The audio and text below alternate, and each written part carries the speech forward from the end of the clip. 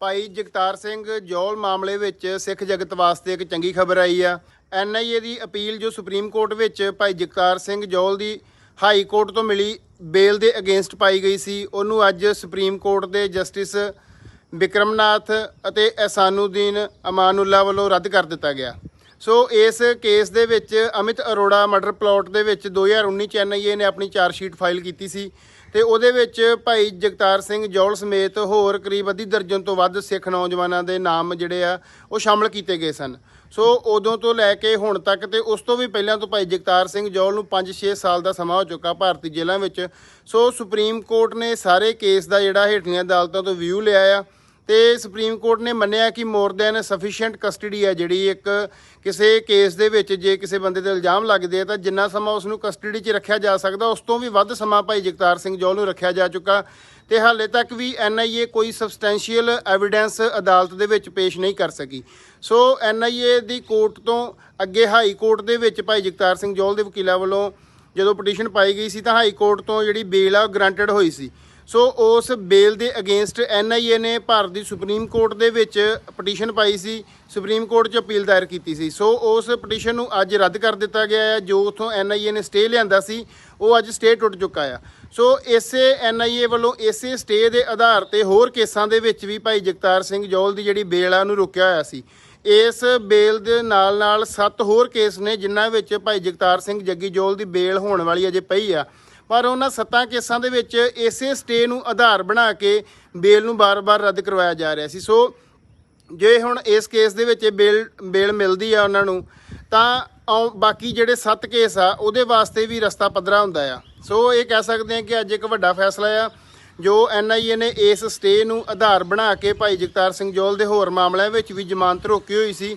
ਸੋ ਅੱਜ ਦੇ ਇਸ ਫੈਸਲੇ ਦੇ ਨਾਲ ਉਹਨਾਂ 7 ਕੇਸਾਂ ਦੇ ਵਿੱਚ ਵੀ ਜਿਹੜਾ ਆ ਜ਼ਮਾਨਤ ਦਾ ਰਾਹ ਪੱਧਰਾ ਹੋ ਚੁੱਕਾ ਹੈ। ਸੋ ਇਹ ਸਾਰੀ ਜਾਣਕਾਰੀ ਜਿਹੜੀ ਆ ਜਸਪਾਲ ਸਿੰਘ ਮੰਝਪੁਰ ਜੋ ਭਾਈ ਜਗਤਾਰ ਸਿੰਘ ਜੌਲ ਦੇ ਕੇਸਾਂ ਨੂੰ ਦੇਖ ਰਹੇ ਉਹਨਾਂ ਵੱਲੋਂ ਦਿੱਤੀ ਗਈ ਆ ਤੇ ਇਹ ਜਾਣਕਾਰੀ ਭਾਈ ਜਗਤਾਰ ਸਿੰਘ ਜੌਲ ਦੇ ਭਰਾ ਸੋਲਿਸਿਟਰ ਗੁਰਪ੍ਰੀਤ ਸਿੰਘ ਜੌਲ ਵੱਲੋਂ ਵੀ ਫੇਸਬੁੱਕ ਦੇ ਰਾਹੀਂ ਸਾਂਝੀ ਕੀਤੀ ਗਈ ਆ।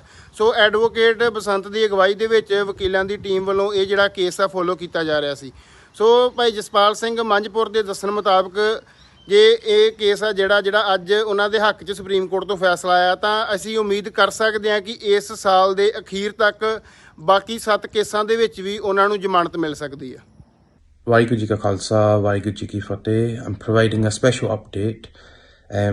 A lot of you will know that Jaggi was granted bail in one case by the High Court in Punjab, but the NIA appealed the decision to the Supreme Court. After a year, the hearing was finally heard today, this morning. And I'll give you some good news, and it's good news for the family and the Punt and everybody that's been following the Free Jaggi Now campaign, that the Supreme Court dismissed the NIA, the prosecution's appeal, meaning that the High Court order stands. That High Court order will be the basis of going forward with other bail applications, and with Maharaj's Kirpa, this is light at the end of the tunnel where Jatta could potentially be released. So we're highly grateful to Advocate Basant, who was a senior advocate that was instructed, Advocate Farsat, who has been leading and supporting the legal team for quite a number of years in the Supreme Court, filing various applications and assisting. Further updates will be provided, but this is some good news finally and some light at the end of the tunnel where the Supreme Court have dismissed the NIA's appeal and allowed the High Court order to stand, which had been previously stayed, which resulted in other bail applications also being restricted as a result. So this is light at the end of the tunnel. Grateful for everybody's support. And with Maharaj's Kirpa, hopefully this is good news that we'll be seeing going forward, and there'll be more and more good news coming. Vaheguru Ji Ka Khalsa, Vaheguru Ji Ki Fateh.